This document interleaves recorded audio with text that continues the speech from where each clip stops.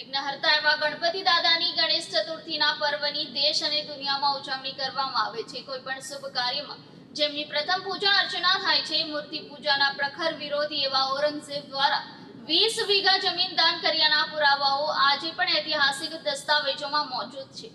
એવા ગણેશ વડ સિસોદરાનું મંદિર દક્ષિણ ગુજરાતના લોકો માટે આસ્થાનું કેન્દ્ર બની ગયું છે।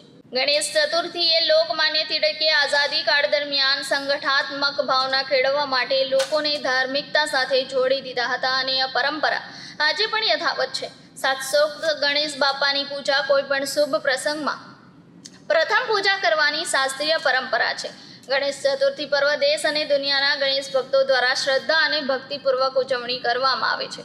નવસારીના ગ્રામ્ય વિસ્તારમાં આવેલ સિસોદરા ગામે ગણપતિ બાપાનું સ્વયંભૂ પ્રગટ થયેલું ગણેશ વડ સિસોદરા દક્ષિણ ગુજરાતના લોકોનું આસ્થાનું કેન્દ્ર બની ગયું છે। 1662 વર્ષ પૂર્વે મોગલ શાસક ઔરંગઝેબે મંદિર તોડવા માટે સૈન્ય મોકલ્યું હતું, પરંતુ વડમાં સ્વયંભૂ પ્રગટ થયેલા ગણપતિ દાદાના ચરણોમાંથી ભમરા નીકળ્યા હતા અને સૈનિકો પર હુમલો કર્યો તો ચમત્કાર જોઈને સૈનિકો નાસી ગયા હતા અને ઔરંગઝેબે 20 વીઘા જમીન મંદિરને દાન પેટે લખી આપી હતી, જેના ફારસી દસ્તાવેજો આજે પણ મોજૂદ છે। ગણેશવડ મંદિરના નામ પરથી સિસોદરા ગામને ગણેશવડ તરીકે પણ ઓળખવામાં આવે છે। ઐતિહાસિક અને પૌરાણિક મહત્વ ધરાવતું ગણેશવડ સિસોદરા મંદિર આજે ગણેશ ભક્તો માટે આસ્થાનું કેન્દ્ર બની ગયું છે। નીતાબેન છે, અમે સડલાવથી આવીએ, પગપાળા ચાલતા આવીએ ને અમે અહીંયા આવીને ખૂબ આનંદ થાય છે। અમે જે ઈચ્છા મનોકામના હોય તે અમારી અહીં પૂર્ણ થાય છે।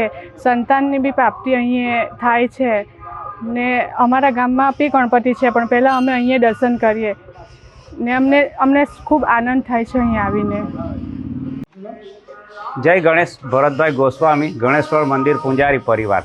નવસારી નજીકનું ગણેશ સિસોદરા ગામ છે, જ્યાં વડમાંથી સ્વયંભૂ ગણપતિ બાપા પ્રગટ થયા છે, એટલે આ ગામનું નામ ગણેશ સિસોદરા પડ્યું છે। આ મંદિરનું ઐતિહાસિક અને પૌરાણિક ઘણું મહત્ત્વ છે।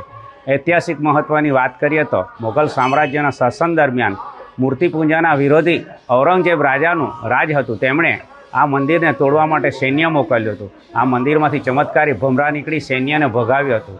રાજાને જાણ થતાં એ પોતે આવીને માફી માંગી આ મંદિરના નિભાવ માટે 20 વીઘા જમીનનું ભૂમિદાન કર્યું, જેમના હસ્તાક્ષરે એમણે જે લખેલો લેખ આજે પણ આપણી પાસે મોજૂદ છે।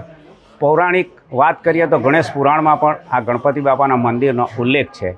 આ ગણપતિ બાપાના મંદિરે ગણેશ ચતુર્થી, મંગળવાર, મંગળા ચોથ દરેક ભાવિક ભક્તો આવે છે અને ગણપતિ બાપા સર્વની મનોકામના પૂર્ણ કરે છે।